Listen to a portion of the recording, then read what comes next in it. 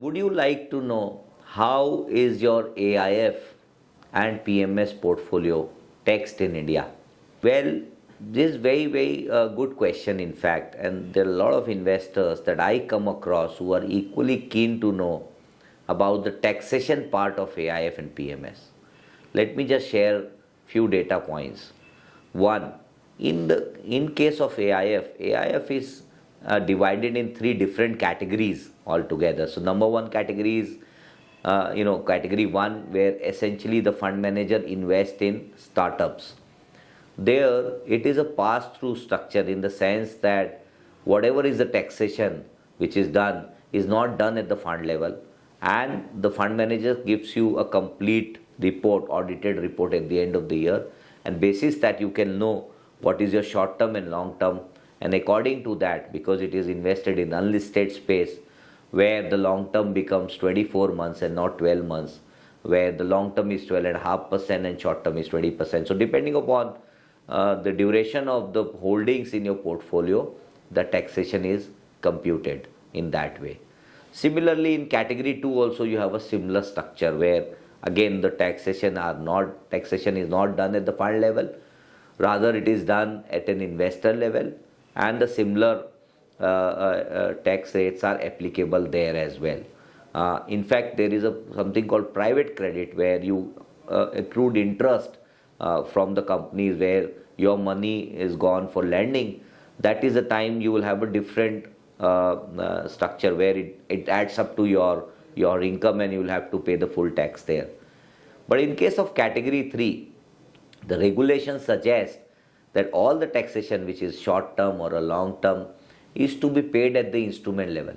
So you don't have to pay anything because your fund manager is already paid on your behalf. Some people get confused that it is tax free. No, it is not tax free.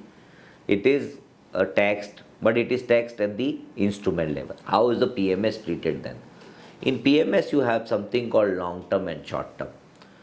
Now, there are portfolio managers who may churn your portfolio in the short run. And let's say if they book profits at the regular interval, there you will have to pay 20% because it is short term. And anything which is long term, where you will have stocks which you hold for long period of time, which is beyond 12 months. And if they sell after 12 months, you will have to pay 12.5% as your long term taxation there. Now, this PMS is basically positioned against your direct equities. In case of direct equity, the way you book profits, in short term you end up paying 20% and in long term you pay 12.5%. So different equities, different stocks that you sell under your direct equity thing, you will have to bear all the taxes. Similarly, in case of PMS, the taxation rate is remain unchanged and it is not paid at the instrument level. It needs to be paid by you. At the end of the year, all the portfolio managers are supposed to, as per the SEBI regulation, share the detailed audited report with you. And in that audited report, you will have a sheet where you get to see what is your short term, what is your long term, how many stocks have been sold, and how many stocks have been the fund manager is holding on to it. And based on that, your taxation report is prepared. To know more about it, in fact, you can talk to a team of experts. You can book an appointment with them. You can visit altportfunds.com, book a call with an expert, and they would be able to help you with that.